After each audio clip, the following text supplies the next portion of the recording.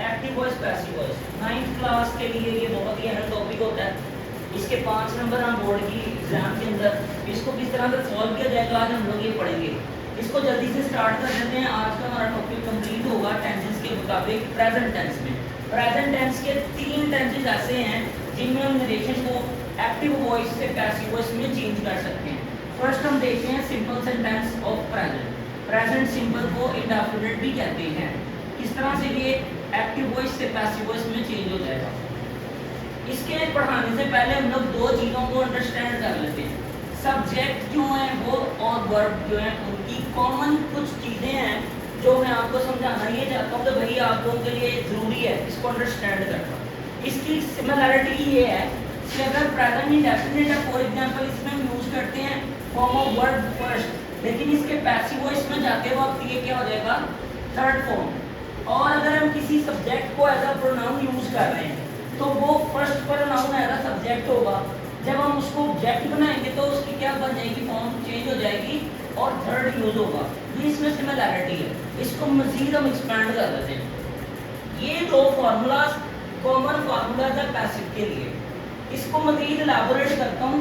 Simple present indefinite tense इसका formula ये होता है कि किसी भी टेंस में पहले आता है जी सब्जेक्ट, उसके बाद वर्ब की फर्स्ट फॉर्म, वर्ब की फर्स्ट फॉर्म के साथ एस या यस लगेगा सिंगुलर केस में, उसके बाद ऑब्जेक्ट लग जाएगा।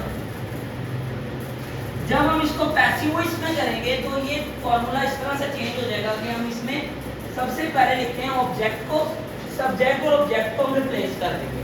ये कॉमन फॉर्मूला है। इसके बाद हेल्पिंग वर्ड लगेगा। प्रेजेंट के हेल्पिंग वर्ड प्रेजेंट के लिए इज, आर और एम होते हैं।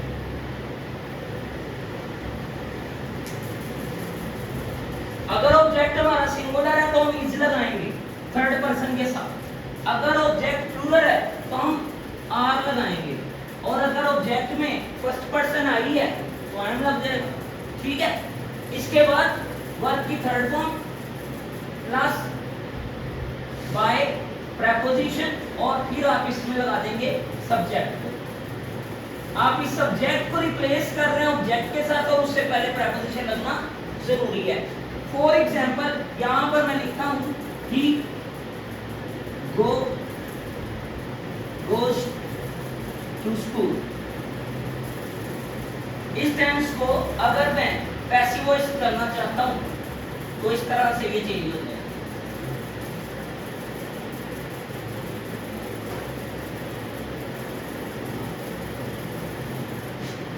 टू स्कूल ऑब्जेक्ट है, ऑब्जेक्ट के जगह पर यहाँ पर स्टार्टिंग से आ रहे टू स्कूल। हेल्पिंग वर्ब क्या आएगा प्रेजेंट में मैंने बताया 3 हेल्पिंग वर्ड्स होते हैं इज, आर और एम। स्कूल एक है, हेल्पिंग वर्ब क्या आ जाएगा is. To school is verb की फर्स्ट फॉर्म है गो, थर्ड फॉर्म क्या होती है गॉन। बाय सब्जेक्ट क्या है ही, यहाँ पर इसकी थर्ड फॉर्म आ जाएगी वो क्या बनेगा to school is gone by him. ये पैसिव वॉइस आपका इंडेफिनिट का हो गया।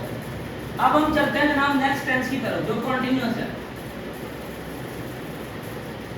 Present continuous is also very simple just like the same formulation of indefinite but little bit change.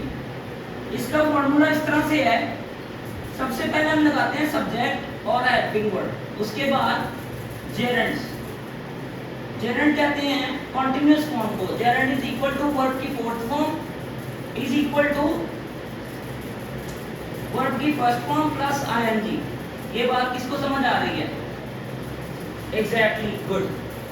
Subject उसके बाद helping word is, are, am. आगे हम gerund का इस्तेमाल करेंगे और उसके बाद ऑब्जेक्ट। जब ये पैसिव वॉइस में जाएगा तो यहाँ पर आईएनजी की फॉर्म को एक्टिव वॉइस में रखते हुए हम जब आईएनजी लिखते हैं जेरेंड तो आगे भी हम लोग कॉन्टिन्यूअस सेंटेंस को चेंज नहीं कर सकते खुद से। इसमें कॉन्टिन्यूटी रहेगी लेकिन ऑर्डर चेंज हो जाएगा हेल्पिंग वर्ड्स के अलावा। अब इसी सेंटेंस को जो इंडेफिनिट में यूज किया था इसको यहाँ पर नीचे अप्लाई कर देंगे। तो कैसे लिखेंगे? ही इज गो और ing गोइंग टू स्कूल। इसका कॉन्टिन्यूअस सेंटेंस क्या बन गया बेटा? He is going to school. ये एक एक्टिव वॉइस टेंस है। इसको पैसिव वॉइस करने के लिए इसका फॉर्मूला भी चेंज हो जाएगा। पैसिव वॉइस करते इसका फॉर्मूला हम तब्दील कर देते हैं। कैसे? सब्जेक्ट की जगह पर पहले क्या आ जाएगा? ऑब्जेक्ट, जो कि कॉमन थिंग है। कॉमन फॉर्मूला ये है, ऑब्जेक्ट, वर्ड और सब्जेक्ट। और इसमें जो चीजें टेंस वाइज चेंज होंगी वो ये है, हेल्पिंग वर्ड, थर्ड फॉर्म। बस यहाँ पर ऑब्जेक्ट के बाद हेल्पिंग वर्ड लगता है, उसके बाद कॉन्टिन्यूअस फॉर्म के लिए हम लोग बीइंग का इजाफा करते हैं, फिर वर्ड की थर्ड फॉर्म लगती है, बाय की प्रेपोजिशन और फिर सब्जेक्ट। सब्जेक्ट उसी तरह से थर्ड फॉर्म। यही इसके अंदर डिफरेंस है सिर्फ। चलें सॉल्व कर लेते हैं। ऑब्जेक्ट क्या है जनाब? To school. इसकी प्रेपोजिशन को उठाना साथ लाजमी है। टू स्कूल, हेल्पिंग वर्ड क्या लगेगा? सिंगुलर का। To school is being. Continuity के लिए हम लोग जेरेंट का इस्तेमाल करना है। बी का थर्ड फॉर्म है ये, बी बीइंग, बीइंग बीइंग। अब हम लोग इसकी थर्ड फॉर्म लगाते हैं। गो की क्या है? गॉन। Gone by. ही की थर्ड फॉर्म क्या होती है? यहां पर ही मान लो। साथ आप लोगों को ये भी बताता जाऊं कि प्रोनाउन का जो थर्ड कॉलम होता है इसको हम कहते हैं reflexive pronoun. Reflexive pronouns always used as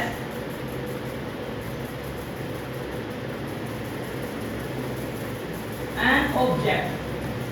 जब हम लोग किसी भी सब्जेक्ट को हम जब ऑब्जेक्ट बनाना चाहते हैं, जो कि पैसिव वॉइस में हम लोग यही करते हैं, सब्जेक्ट को ऑब्जेक्ट बनाते हैं। यहाँ पर सब्जेक्ट परफॉर्म कर रहा होता है एक्शन। एक्टिव वॉइस टेंस उसको कहते हैं जिसमें सब्जेक्ट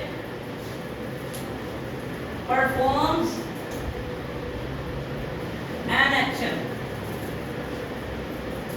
जबकि पैसिव वॉइस टेंस में हम लिखते हैं कि सब्जेक्ट receives an action। अब देखिए यहां पर ये सब्जेक्ट रिसीव कर रहा है ना एक्शन को, यहां पर एक्ट कर रहा है, परफॉर्म कर रहा है, वहां पर रिसीव कर रहा है एक्शन। तो ये जनाब आपने याद रखना है। नेक्स्ट टेंस हमारा परफेक्ट। इसी वीडियो के अंदर आपके प्रेजेंट के तीनों टेंसेस को क्लियर कर दिया जा रहा है।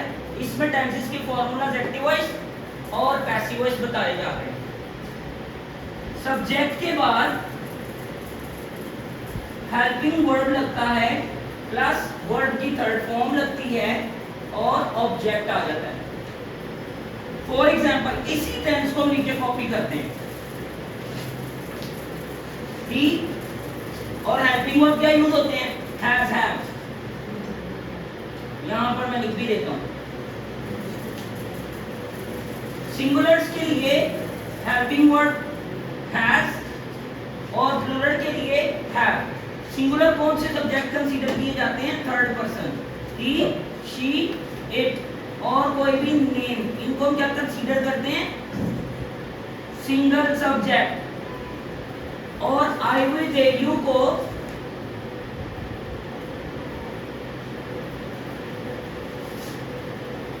प्लूरल सब्जेक्ट कंसीडर किया जाता है। ठीक है, इसी कॉलम के अंदर चीज मैंने डिस्क्राइब कर दी है ताकि आप लोगों को कोई एक्स्ट्रा लेक्चर लेना ना पड़े, इसी अंदर सब समझ आ जाए। तो इनके साथ क्या आएगा? हैज। गो की थर्ड फॉर्म क्या होती है? Gone. He has gone to school. जो ये कंप्लीट हो गया, ये एक्टिव वॉइस इसका कंप्लीट होगा। अब इसके हम पैसिव वॉइस को देखते हैं। पैसिव वॉइस का फॉर्मूला उसी तरह से कॉमन चीज जैसे कि मैंने आपको बताया था, ऑब्जेक्ट, उसके बाद helping word plus being plus word की third form plus by plus subject की थर्ड फॉर्म। इसी टेंस को हम लोग आगे चेंज कर देते हैं with respect to this formula. He has gone to school, to school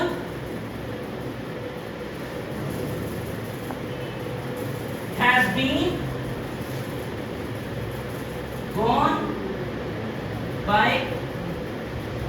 him। Is it clear? Students, clear है? Stop कर देते हैं।